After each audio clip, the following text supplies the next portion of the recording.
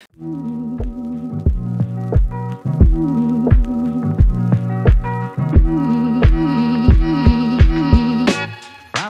à tous et bienvenue dans une nouvelle vidéo que je suis plus ou moins contente de tourner.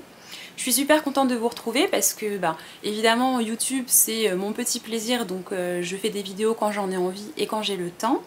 Donc je suis contente de vous retrouver parce que j'adore faire des vidéos et en même temps j'aurais préféré pouvoir vous parler d'un autre sujet que le massacre capillaire que je suis en train de vivre en fait à l'heure actuelle.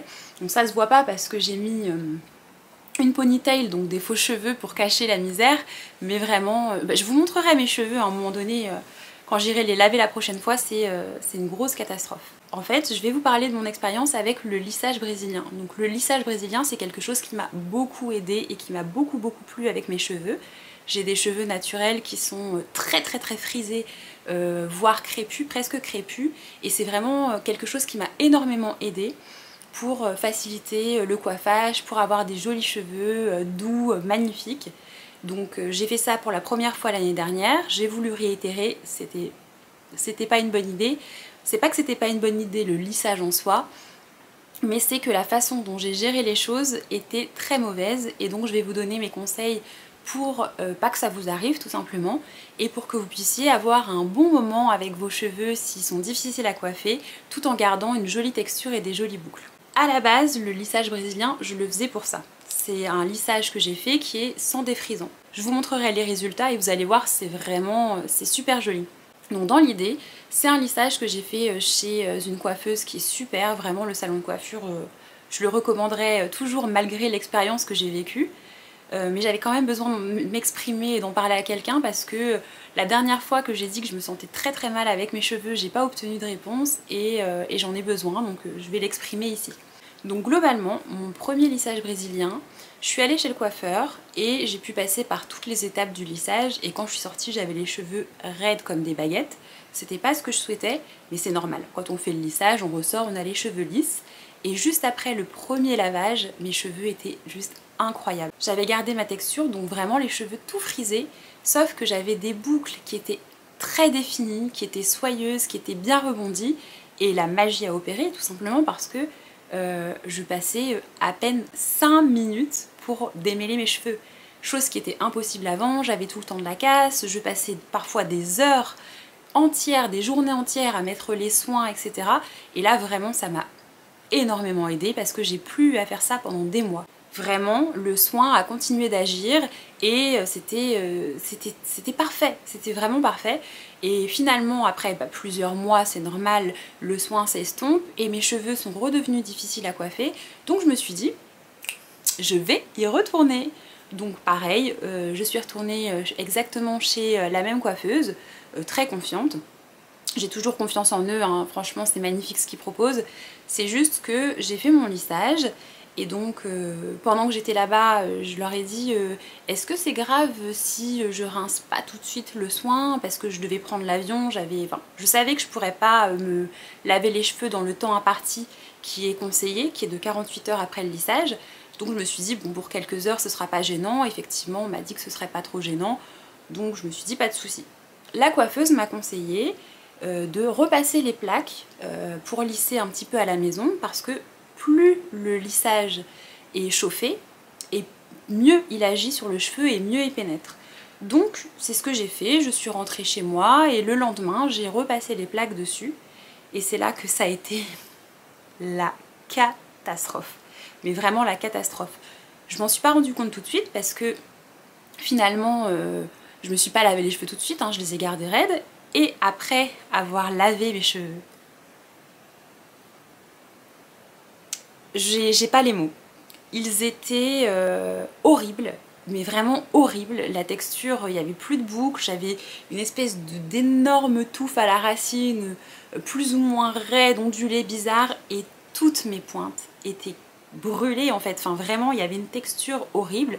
On aurait dit une sorte de mousse, enfin vraiment, donc j'étais complètement catastrophée. Je me suis dit c'est pas possible, mes cheveux sont foutus, mais vraiment foutus. Et franchement, je n'avais jamais autant aimé mes cheveux qu'avant d'aller chez le coiffeur, et là je me suis dit ça y est, c'est la fin, ils sont morts. Donc il faut quand même savoir que c'est pas un soin qui est gratuit, hein, c'est pas un petit soin à 90 €. Il y a quand même 375 € pour le lissage brésilien. Je me suis dit c'est pas possible, c'est pas possible. Donc en panique, j'ai tout de suite écrit au salon de coiffure en disant au secours, genre juste au secours, qu'est-ce qui m'arrive? Et donc ils comprenaient pas trop, et moi non plus je comprenais pas, parce que la première fois ça s'était super bien passé. Et en fait ce qu'ils m'ont expliqué, c'est que repasser les plaques c'était pas embêtant, mais repasser des plaques au-dessus de 180 degrés, c'était ce qui avait certainement causé la perte de mes cheveux. Moi je le savais pas, j'étais pas au courant, donc j'ai pris mon lisseur, je suis montée jusqu'à 230 degrés pour bien lisser, j'ai bien passé les plaques, et en fait ça les a... ils étaient fichus quoi. Donc ils m'ont conseillé de faire l'inverse de ce qu'on propose aux gens quand ils viennent de faire un lissage brésilien, c'est-à-dire d'utiliser des shampoings à base de sulfate. Le sulfate c'est déconseillé quand on fait un lissage parce que justement ça va le faire partir beaucoup plus vite. Donc rebelote, après les 375 €, je suis allée en magasin et j'ai racheté près de 100 € de produits. Mais c'était pas suffisant, évidemment il faut l'utiliser pendant plusieurs semaines, voire pendant plusieurs mois, le temps que le soin s'estompe. Et je me voyais absolument pas rester avec une catastrophe capillaire comme ça dans mes cheveux pendant des mois. Je pouvais rien faire, j'ai tout essayé. J'ai essayé de faire des tresses le soir avant de dormir avec du soin dessus. Et quand je l'enlevais, ça permettait qu'on voit moins la différence entre mes racines ondulées et mes pointes raides. Mais au final, avec le temps, la pluie, c'était catastrophique. Au bout de quelques heures, j'avais à nouveau mes magnifiques queues de rat fichues. Donc j'ai essayé ça pendant une semaine, j'ai essayé ça pendant 2 semaines, j'ai fait beaucoup de soins. Mais c'était ingérable. Donc est arrivé ce qui devait arriver. J'ai pris une paire de ciseaux et j'ai craqué. J'ai tout coupé. Mais quand je dis tout coupé, alors ils n'étaient pas non plus hyper longs, hein, je vais vous mettre ça en vidéo, mais ils n'étaient pas courts non plus, quoi. Ils m'arrivaient dans le dos, vraiment à peu près là, je pense, à ce niveau-là dans le dos. Et donc j'ai coupé tout ça. Voilà. Donc à l'heure actuelle, quand j'enlève ma ponytail, j'ai les cheveux qui me vont ici. Et c'est pas des cheveux tout frisés mignons qui me vont ici, c'est vraiment des espèces de cheveux ondulés plus ou moins frisés avec des mèches qui sont encore malheureusement raides devant, donc c'est affreux. Donc le lissage brésilien, oui, pourquoi pas, bien que ça reste des produits voilà, qui altèrent la structure du cheveu. Vraiment, pour avoir vécu une belle expérience la première fois, je le conseille quand même pour les personnes qui ont de grosses difficultés à se coiffer. Voilà. Mais par contre, surtout ne le laissez pas poser plus de temps que prévu. Moi je l'ai laissé poser 7 heures supplémentaires. Et surtout, moi franchement je conseillerais, si vous voulez garder vos boucles, de ne pas passer les plaques du tout. Ce n'est pas juste les passer à un degré léger, c'est ne les passez pas du tout. La première fois que je l'ai fait, je les ai pas passées et c'était incroyable. Donc voilà mon petit conseil. Et donc je n'ai pas particulièrement la foi de vous montrer tout de suite le désastre, mais je me dis qu'il faut arracher le pansement.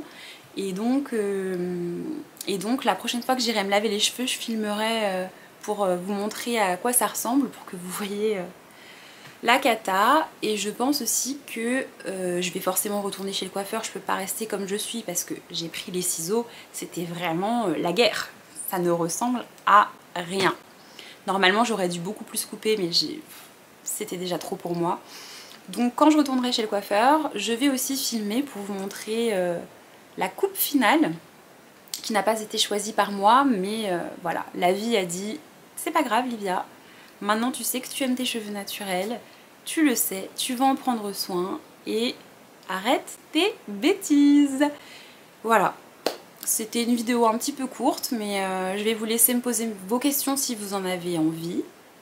Et je vous fais des gros bisous. À la prochaine. Bye.